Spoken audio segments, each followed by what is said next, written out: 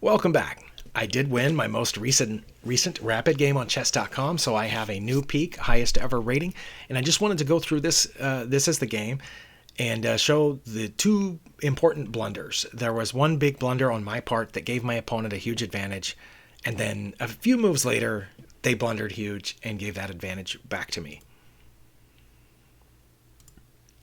All right, this position arose. This is on move 6 after the Caro-Kann defense. And here I have reached this position before, but as I said in my recent Caro-Kann opening video, usually by move 6 or 7, one of the players, either me or my opponent, will make a move that wasn't ideal, and therefore I reach a position I haven't reached before. The last time I reached this position, I played the best move, which was e6. Here I did not play that, so I reached an entirely unique, to me, position. I've never reached this position before, according to my records. And it wasn't the best, but my opponent and I, neither one made any blunders or mistakes in a truly meaningful way for several more moves. We may not have made the ideal move every time, but you're watching, if you see the evaluation bar on the left, we're staying close to equality. In most of these cases, we're staying below or within +1 to -1, which at my level certainly means equality. Except perhaps in an end game. And I'm just going to kind of speed through these until the point where I blundered.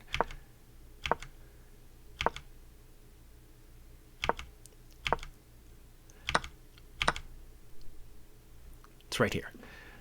Again, if you're watching the evaluation bar, we've stayed between +1 and -1 the whole time. Right now it's about -0.7, which means I have a slight advantage. And right here, I missed the most crucial thing about this position. And the most crucial thing about this position is that my opponent can come in here. Because of things that happened earlier as I was talking, my rook doesn't see that. My bishop's in the way. The good thing about this, I guess, is that these two bishops are protecting these two pawns. And also right now, I could trade queens. That would keep us close to equality.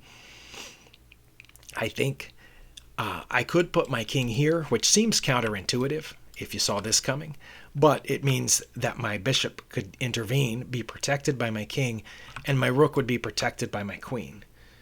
So my best moves here are bishop to g6 and king to f7. But I did not see that the queen was about to infiltrate over there. I saw that this knight was undefended. The knight here on b5. And I thought this might not be the best time to trade queens. I already have control of a semi-open file right here. And I also can still castle. I did think about that here. I haven't moved either my king or this rook yet, and I could still castle. And I was considering that. That turned out, I think, would not be a horrible move either. But my thinking was I could put my queen here, which would threaten the knight, but it would also put my queen on a decent square. Because once the knight moved, I would be hitting this pawn behind it. I had a position like this in another game where that actually turned out to be the best move, was putting my queen on b6 to challenge a piece that was here. And once it moved, I would get this pawn on b2. And then I figured after that, for example, if the knight moved here and I could win that pawn straight away, then the knight's under fire. So the knight would have to move again, probably. And then I would win this pawn. I mean, it seemed all right. And also, if their knight moved to a safe place, or they defended it somehow, I don't know, with the queen move, my queen, I thought, would be well placed here, pointing at that queen, at the king, and freezing their f-pawn in place. So it seemed reasonable. But it only seems reasonable, again, if you missed this, which I did. And that's the blunder. The evaluation bar dropped. In case you didn't miss it, the evaluation bar is near the middle, with me having a slight advantage, and it drops all the way down. It's at least +6, possibly +7 here, because white finds this move. And here it gets a little dicey. There are some moves here that are worse than others, but I saw that, this file's completely open. I didn't want to go there and run into the rook check down there on d1. So I went the other way. And that turned out to be my best move, because there's not that, the queen can still check me here, but it won't be able to get in here because my bishop is still protecting that right now. And they did check me again there. And here, again, I played my best move, which is king to f7. And the idea is now that my rooks see each other. So if, and my bishop is still guarding here, if they try to check again, I can block with my bishop. That's the idea. But here, what my opponent has to do is check on d6. And it doesn't look like they can. It looks like I have two pieces guarding that square, right? So if they checked there, I think it's obvious I would take back with the bishop. And if they took back, I could take back with the queen. And I would have won a pawn for that exchange. But that actually is their best move at this point, because my bishop needed over here. My bishop is needed to protect the g-pawn. My bishop is also needed to guard f6. If this bishop goes over there, look what they have right here, protected by this pawn. That square is hugely important right now, and that pawn is hugely important right now, and my bishop can't guard this diagonal and take a knight over here. So that's why knight to d6 check is their best move right now. It took me a while to figure that out, but that's what it is. But I guess they thought, because I have two pieces protecting that square, they needed another attacker on it. And they played that. Did you see the evaluation bar switch? Because right here it's +6. +6.5. And suddenly it's -9.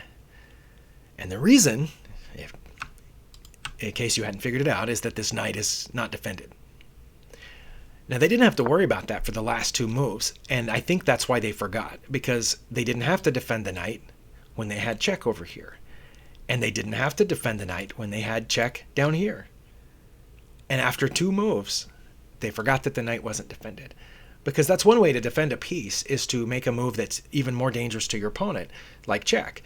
I've defended pieces that way several times, by just start checking the opponent and then eventually move that piece. But here, I mean, they didn't do it. So I got this huge advantage here. And fortunately, I did what I came there to do. That's what I came there to do with my queen. As soon as they stopped checking me, was to take that knight. And I guess I got lucky that was my best move. But I didn't know what else to do over here. I know that these bishops probably need to be exactly where they are. And the rooks are now watching each other. So not worried about that. I was also thinking maybe it's possible to slide this down, but I didn't want to do it just yet because it's needed there. Remember, we talked about how that square and that pawn are both really important right now, keeping me out of danger. But anyway, I also thought maybe the queen is about to get trapped here, and that's what happened. Right now, my opponent needs to make some sort of distracting move against my queen, and or bring this knight out or something. If they bring that knight out, it distracts this pawn so that their queen has another escape route, I think was the idea. But their queen doesn't have an escape route, and they checked me again, and I blocked with the bishop, and the rooks see each other. And it took them a little while here to see that their best move was actually just to take this rook. But this is pretty cool because my rook guards all of these squares.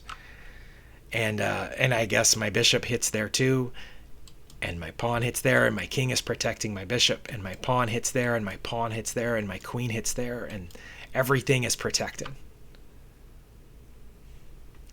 And so after that, it wasn't too difficult to clean up this game. But anyway, those were the two blunders that changed this game for good. The first, if you will remember, was me not seeing queen to h5. And had I seen that and played bishop to g6, we would have had a fairly even game after that, I think. I don't know where it would have gone wrong, but it probably would have at some point. But me seeing this free knight instead of the defense that I needed to mount could have lost me the game, because after that, the arrows are still there from a minute ago.